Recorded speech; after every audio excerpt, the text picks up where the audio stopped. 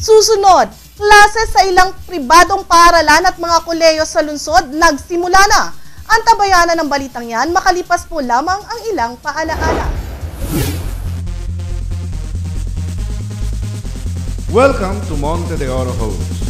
With units designed to cater to the convenience and comfort of its residents, Monte de Oro Homes is a haven for countryside living. A perfect place for those who would want to combine green living with modern-day facilities and amenities. Our model unit types: row house,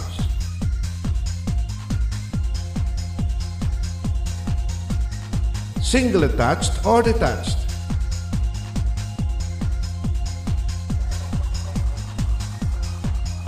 townhouse,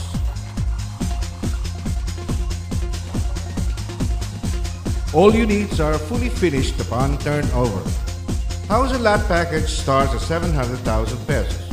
Housing loan can be made through banks and our leading partner, Pag-ibig Fund, with monthly amortization as low as 4,500 pesos or just 145 pesos a day. HLURB licensed to sell 21191.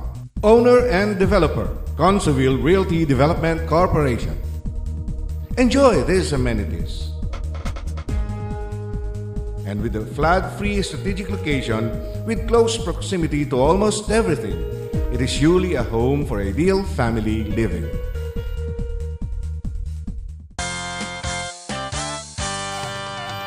Enjoy life to the fullest at Monte de Oro, Monte de Oro.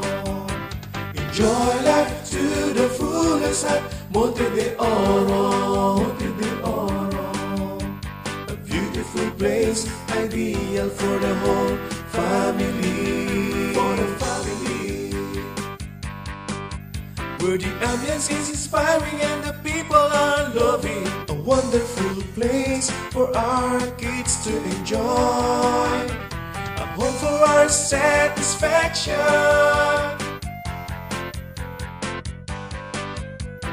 Come home, let's enjoy life worth living at Monte de Oro. Come home to Monte de Oro Homes at Sapul, Calapan City.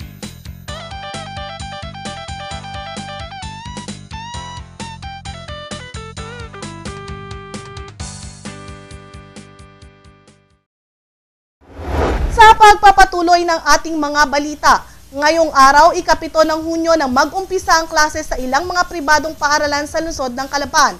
Kabilang na dito ang pribadong paaralang pang-elementarya at sekundarya ng Holy Infant Academy at Divine Word College of Calapan High School Department, kung saan ang HIA lamang ang may tuition fee increase para sa school year na ito, na inanunsyo naman ng naturang paaralan noong nakaraang school year pa, at nagkaroon ng deliberation sa mga magulang dito, na gagamitin sa pagbili ng mga kagamitang nakakatulong sa modernong pagtuturo ng mga guro tulad na lamang ng overhead projectors at pagbibigay ng dagdag na aumento naman sa sahod ng mga guro dito ayon kay School Director Father Nes Adalia.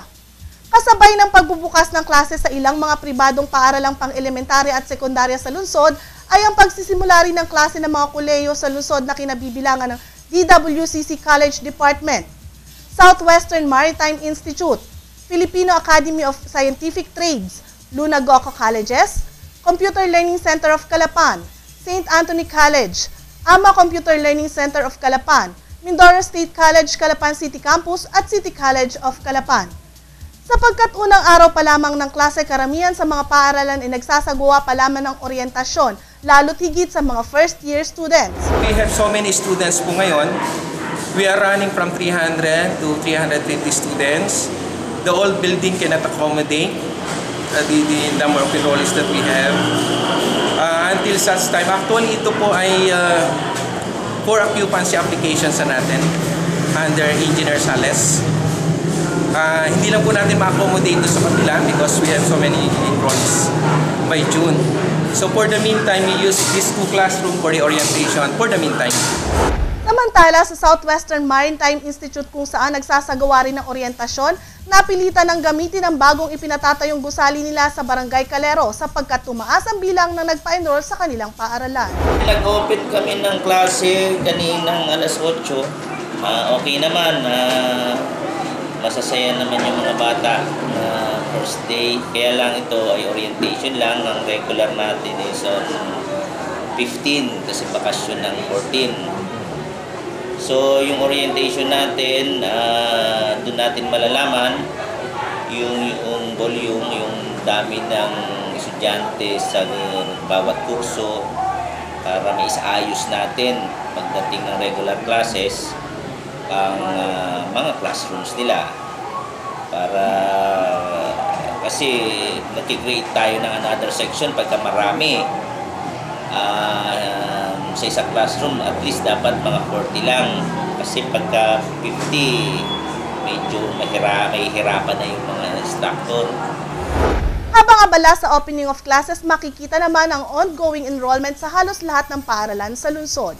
May mga programa kami o courses na mataas o tumaas at mayroon din namang mga courses kami na naging na-meet lang yung kung ano yung enrollment namin sa nung nakaraang taon. Katulad halimbawa ng aming teacher education program, nagkaroon kami ng increase dito. Dati-rati ay ang aming eskwela dito, first year students ay kulang-kulang na 100. Ngayon ay nasa 150 na. Pero patuloy pa rin ang aming enrollment. Samantala sa kasalukuyan, 408 naman ang kasalukuyang scholars ng pamahalang panglunsod na libreng pinag-aaral sa City College of Calapan.